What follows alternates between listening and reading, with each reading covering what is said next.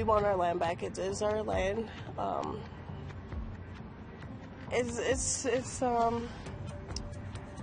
just wish it wasn't how it is today with all the violence. Tonight, a community divided. Some Six Nations members reflect on camps in Caledonia. We need to keep our people employed here in Saskatchewan. We meet the new NDP MLA in Saskatoon Centre. They need help, they need money, to get stuff, to get ready for winter. And a fundraising concert for an Edmonton homeless camp.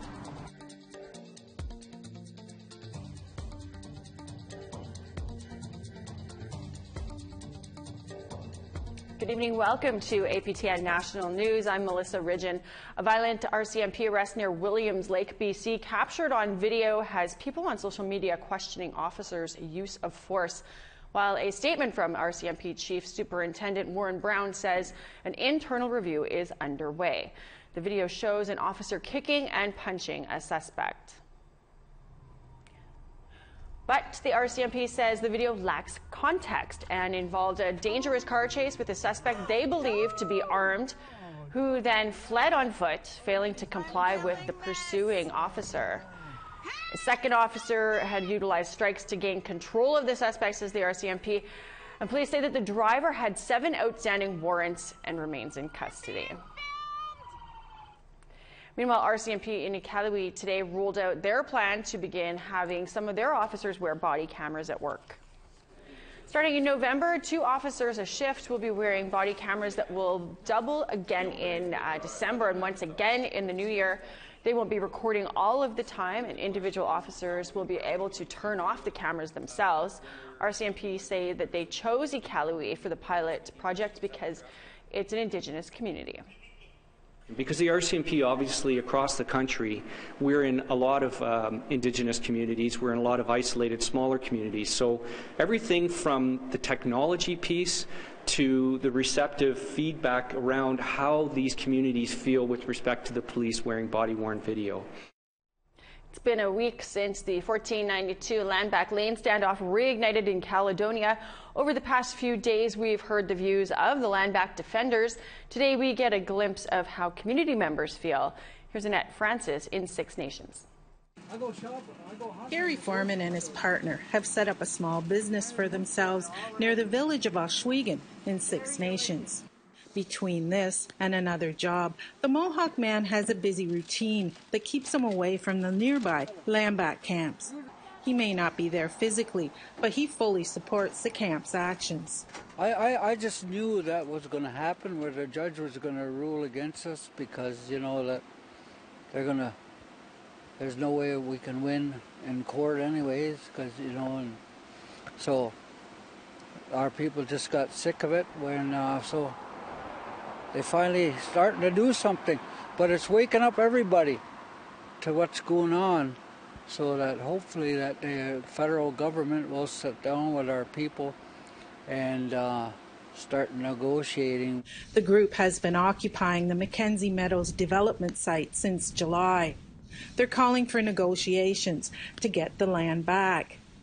Last week, after a clash with police, they dug in, overturned a bus, and blocked the main roadway in Caledonia.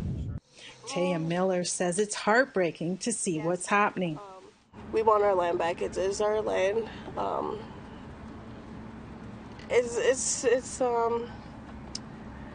I just wish it wasn't how it is today with all the violence. It should be more of a peaceful protest. Colin Martin is the police liaison for the Haudenosaunee Confederacy Chiefs Council. He says there is division in the community. There's some things that have been questioned by our own community, and that's fine and dandy. But again, it's about getting out there and showing that support and being behind your people who are taking a stand and putting their lives at risk in terms of being jailed and fined and on our own territory. According to Martin, it's going to take education, unity, and a willingness to listen to resolve the long-standing dispute. Annette Francis, APTN National News, Six Nations, Mohawk Territory. Thanks for that, Annette. The long-standing conflict between the town of Oka and Kanesatake Mohawk territory has taken a new twist, this time with Oka trying to claim the Pines, that's the site of the 1990 crisis, as its heritage site. Here's Lindsay Richardson with more. These pines are sacred to Kanesatake. Oral history says they were planted by the Mohawks hundreds of years ago. But in the eyes of the neighboring municipality of Oka, the pines are on their land. It's an issue that predates even the so-called Oka crisis of 1990, which is why the recent consultations held by Oka to turn the pines into a heritage site have a sinister overtone. It's absolutely mind-boggling how he thinks he's going to get away with this. Just weeks ago, Oka announced their intent to make the pines a provincial heritage site. After a significant uproar from Kanesatake and a letter to the Quebec Premier, the dispute was temporarily stayed. On s'entend que les gens de Kanesatake font partie du territoire d'Oka. Donc Kanesatake fait partie du territoire d'Oka. But last week, Oka Mayor Pascal Quevillon began holding public consultations. They're now proposing a bylaw designating the Pines a municipal heritage site under Quebec's Cultural and Heritage Act, a process that does not require consultation with or explicit consent from First Nations. Mohawk Council says Quevillon's strategy is, quote, a disguise to dispossess the Mohawks of their land governance. It's all race-based. He once said that if the Mohawks repatriate these lands, Oka will be enclaved by the Mohawks. Well, you don't seem to have a problem when we're the ones surrounded. The lot in question is privately owned.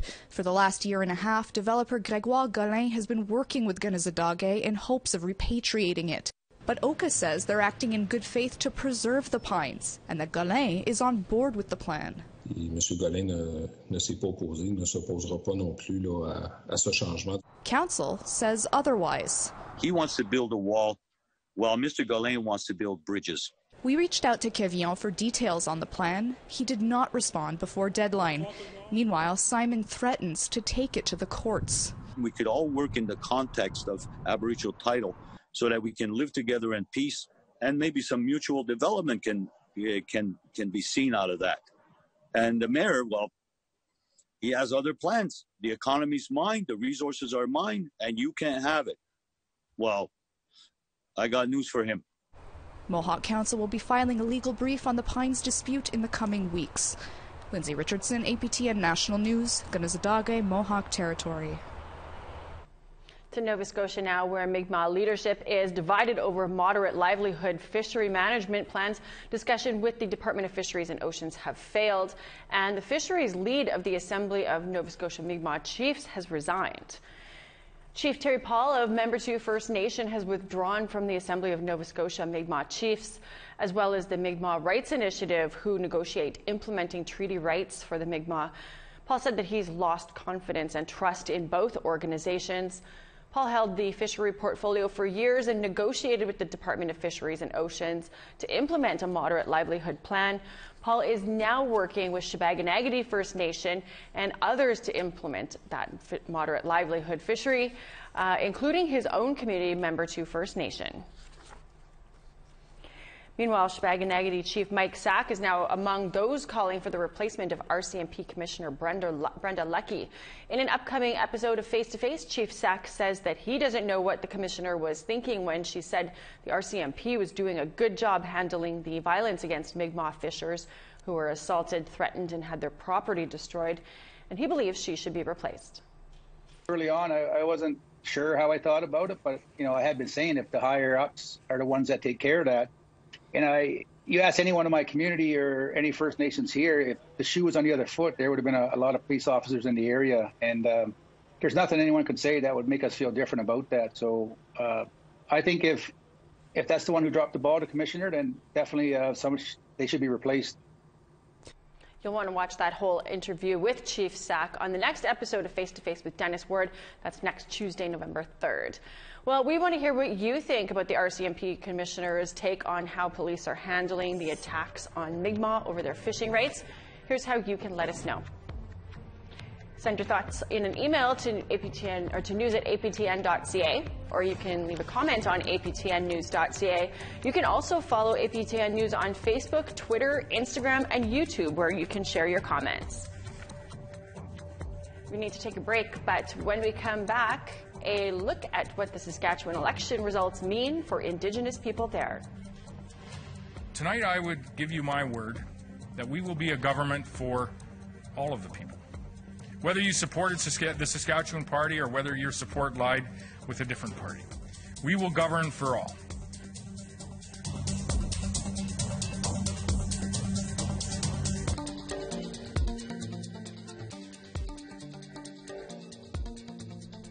Welcome back. Saskatchewan Party leader Scott Moe was re-elected as Premier in Monday night's election as the party secured its fourth Conservative majority. But one Indigenous candidate for the NDP won her seat as well. APTN's Priscilla Wolfe spoke to Betty Nippy Albright about her thoughts on working with a majority Sask Party government. Tonight I would give you my word that we will be a government for all of the people. Whether you supported the Saskatchewan Party or whether your support lied with a different party, we will govern for all. And we will work to build a strong Saskatchewan for all of us. Those are the promises of Premier Scott Moe after his Saskatchewan Party swept the provincial election with close to 40 seats. But there was some good news for the NDP, who just got 11 seats. NDP candidate Betty Nippy Albright won the riding of Saskatoon Centre. Nippy Albright, who is Cree Soto from the Kiniston Soto Nation, says she's open to working with the majority government. She worked for the health region in the past and says she learned how to build relationships. For myself, how I was able to do that and bring programming into the core area is developing relationships with people that make those decisions, because I wasn't a decision maker. However, I was able to, the strength I had was to build relationships and to build trust and be that bridge within the community. So I think those are skills that I bring to the table in working with a Sask Party majority, is that at the end of the day, we hope that we are both working for the people of Saskatchewan. Some of the issues that Nippy Albright will be advocating for are mental health and addiction services. Some of the issues that we face here in Saskatoon Centre are issues related to mental health. We have high suicide rates amongst Aboriginal people, Indigenous people. I go to funerals all the time. Those are issues that affect me at a personal level. Nippy Albright also says it's important to give people in Saskatchewan employment opportunities. An issue is employment. We need to keep our people employed here in Saskatchewan. Trades, they have to leave the province to find work. We need people employed here. She is hopeful that after this election, all people in Saskatchewan have a chance to be heard and to work together. I would use my strengths of building relationships to be able to building relationships, as well as bridging those relationships between mainstream and Indigenous people to work together for the people of Saskatchewan. Priscilla Wolfe, APTN National News, Saskatoon. More with Betty Nippy Albright, new LA for MLA for Saskatoon Centre. She will be on Nation to Nation tomorrow night, right after your APTN National News. To In Focus now, where today we turn the spotlight from Migma lobster fishing for a moment to other traditional foods and harvesting rights under fire, albeit without the headline-grabbing violence that we've seen on the East Coast against Migma. In BC, First Nations say salmon are at risk of extinction. Meanwhile, in Manitoba, Métis and First Nations harvesters are up in arms about how the province is changing rules. I would say that the problem inside DFO is that the environment is one that is hell-bent on supporting of fish farms. Now, the Cohen Commission was in a response to a very, very low return of sockeye salmon to the Fraser. And here we are 8 years later, where we've had two successive runs that are even lower than what triggered the Cohen Commission examination. And we still have the department perpetuating support for fish farms, creating science that supports that, and moves completely away and absolutely abandon the precautionary principle in terms of their primary responsibility to the environments and wild fisheries. It's cut and dry. I mean, what's going on is people are losing their trucks, they're losing their guns, they're being charged, we're being forced to fight through the court system, and that is really the only option we have here. And that's because back several decades ago, the NRTA was transferred jurisdiction without any consultation with First Nations or or really any Indigenous body around who would control the land. And we're talking about millions of acres that's still owed today. Many outstanding disputes around who owns what. But in the meantime, we're going to have to deal with this basically bullying and intimidation out on the land. And that's what we're seeing take place. And so, many of us, that's our livelihood. And we don't have a whole lot of money to go and hire the best lawyers so that we can continue to fight these things. And it's just another example of where First Nations are being, trying to suppress our rights and suppress our ability to live out our livelihood and live out our cultural way of life.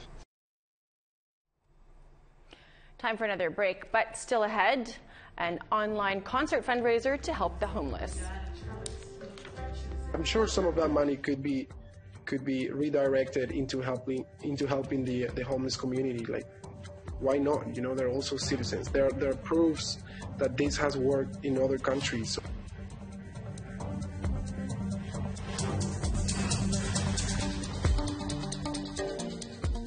Welcome back. It's time now for our photo of the day. Here is Rocco the dog from Rama First Nation in Southern Ontario. Rocco is 12 years old and dresses up every Halloween, possibly with the help from his human, Deanna Simcoe. He sure looks great as Beetle Rock.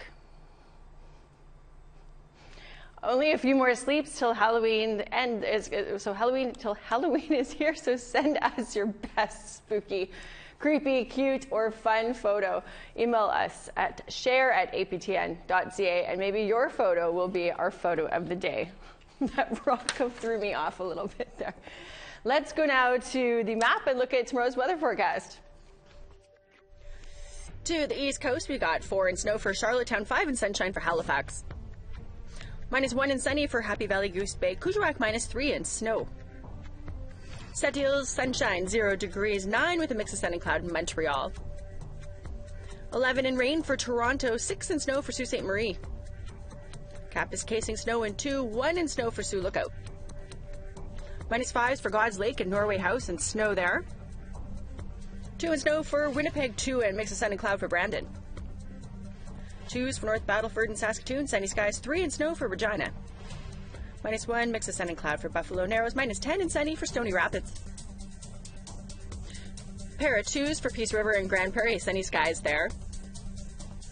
6 in sunshine for Edmonton, 8 and sunny for Medicine Hat and Lethbridge. 13 in rain for Vancouver, 6 up in Coumadel and some cloudy skies. 7 in cloud for Prince Rupert, -2 Fort Nelson and sunny. -12 in sunshine for Dawson City, -16 in sunny for Old Crow. Fort Simpson, -7 in snow. Wati, -7 in sun. -11 Fort McPherson and snow. -8 in snow for Colville Lake. Chesterfield, -10 in snow. -14 up in Cambridge Bay. Looks like some snow there too. Iqaluit, -7 in snow. Pangertung, sunshine and -8. Iqaluit, -13 in sun.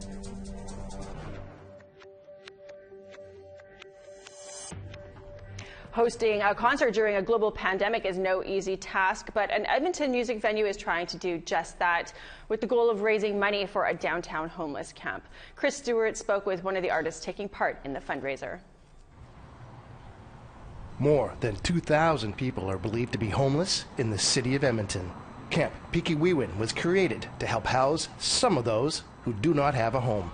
The camp has become a small community unto itself, with roughly 170 people calling the camp home. It sprung up earlier this summer, but with the weather turning colder, the camp is in need of supplies for the winter. Local music venue, the Aviary, hosted a fundraiser for the camp Tuesday night.